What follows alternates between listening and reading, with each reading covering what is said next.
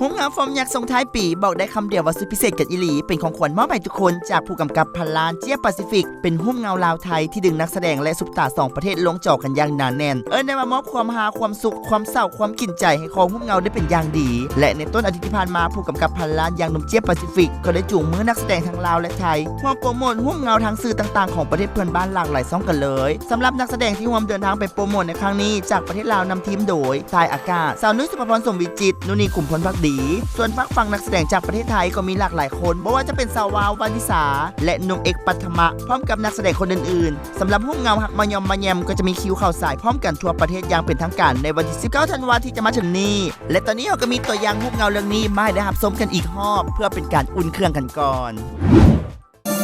ในขณะตรงนั้นตัวกลักจอบเบิงสูตรเจ้าบอกไม่อายเลย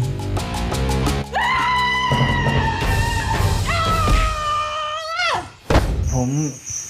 เดินทางมาเที่ยวผู้เดียวครับ คดีโจรกรรม มึงหนีคดีมาเป็นบอ ผมไม่ได้หนีคดีมา แล้วมึงต้องการอย่างนี้ฮะ ผมอกหักจากผู้สาว หัวอกเดียว